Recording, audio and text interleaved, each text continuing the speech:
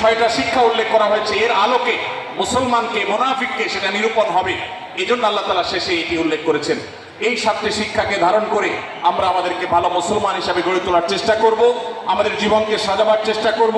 আল্লাহ তাআলা আমাদের সবাইকে তৌফিক দান করুন। আমি আবারও এক নজরে বলে শেষ করছি, সূরা হুজুরাত কোরআনে কারীমের 26তম পারার একটি সূরা, 49 নম্বর সূরা, কোরআনের 18টি আয়াতের আছে।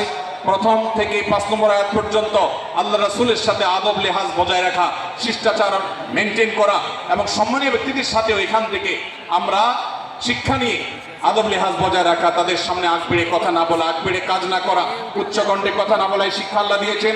দ্বিতীয়ত, আমাদেরকে কোনো সংবাদ, বিশেষ করে অনির্ভরযোগ্য তথ্যের সংবাদ শুনে আমাদেরকে কারোর ব্যাপারে ধারণা করার আগে আল্লাহ তাআলা আমাদেরকে যাচাই করার শিক্ষা দিয়েছেন।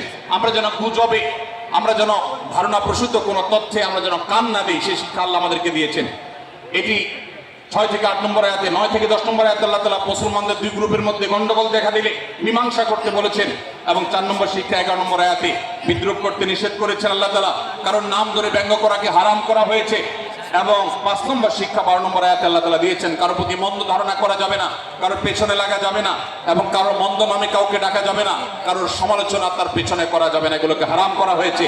6 নম্বর শিক্ষা 13 নম্বর আয়াতে আল্লাহ বলেছেন, আমাদের সবার মধ্যে কারোর কোনো শ্রেষ্ঠত্ব নাই তাকওয়া ছাড়া। যার তাকওয়া যত বেশি, আল্লাহ ভীতি যত বেশি, তিনি আল্লাহর কাছে তত শ্রেষ্ঠ এবং সেরা।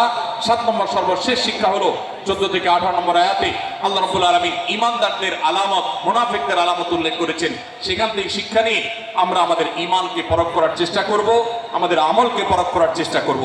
আল্লাহ তাআলা আমাদেরকে সূরা হুজুরাতের আলোকে আমাদের জীবনকে গঠন করার তৌফিক দান করুন, আমিন। আল্লাহ তাআলা আমাদের সবাইকে আজকের এই তাফসীর কোরআন মাহফিল থেকে সূরা হুজুরাতের এই 7টি শিক্ষাকে ধারণ করে ভালো মুসলমান, যে মুসলমান সম্পর্কে নবীজি বলেছেন আল মুসলিমু আখুল মুসলিম, মুসলমান মুসলমানের ভাই। যে হাদিসে নবীজি বলেছেন যে আল মুসলিমু মান সালিমাল মুসলিমুনা মিন লিসানি ওয়া ইয়াদি, মুসলমান সে যার হাত আর মুখ দ্বারা অন্য কোন মুসলমান কষ্ট পায় না, নিরাপদে থাকে।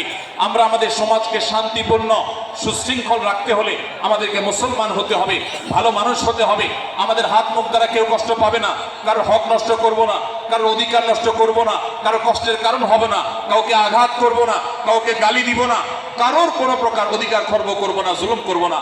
আল্লাহ তাআলা আমাদের সবাইকে কোরআন এবং হাদিস যে মুসলিমের চিত্র অঙ্কন করেছে, কোরআন এবং হাদিসে মুসলিমের যে রূপরেখা বর্ণনা করেছে, কোরআন এবং হাদিসে যে আদর্শ মুসলমানের চিত্র উপস্থাপন করেছে, আল্লাহ আমাকে, আপনাকে, আমাদের সবাইকে সেই মুসলমান হওয়ার তৌফিক দান করুন, আমিন। ভাইরা আমার, আমরা মুসলমানরা যদি কোরআন হাদিসের আলোকের সে আদর্শ মুসলমান হতে পারি, বিশ্বের মানচিত্র পরিবর্তন হতে সময় লাগবে না, বাংলাদেশের পরিস্থিতি পরিবর্তন হতে সময় লাগবে না। তবে সবকিছুর আগে আমাদেরকে বদলাতে হবে, আমাদেরকে মুসলমান হতে হবে, কোরআন এবং হাদিসের বাস্তব অনুসারী হতে হবে।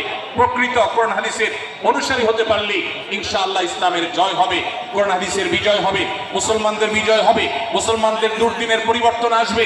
আমরা বিশ্ববাসীকে দেখাতে পারবো আমরা সবচেয়ে আদর্শবাদী, আমরা বিশ্বের মানবতার সবচেয়ে বড় আমরা অনুসারী এবং মানবতাকে সবচেয়ে বেশি প্রতিষ্ঠাকারী। আল্লাহ তাআলা আমাদের সবাইকে, বিশ্ব মানবতাকে, আমাদের ইসলামের সৌন্দর্যকে আমাদের ব্যক্তি জীবনের চর্চা করার মধ্য দিয়ে, পরিবার এবং সমাজের চর্চা করার মধ্য দিয়ে ইসলামের সৌন্দর্যকে আল্লাহ তাআলা তুলে ধরার তৌফিক দান করুন। জাযাকুমুল্লাহু খায়রা ওয়া আখিরু দাওয়ানা আলহামদুলিল্লাহি রাব্বিল আলামিন। ওয়াসসালামু আলাইকুম ওয়া রাহমাতুল্লাহি ওয়া বারাকাতুহু।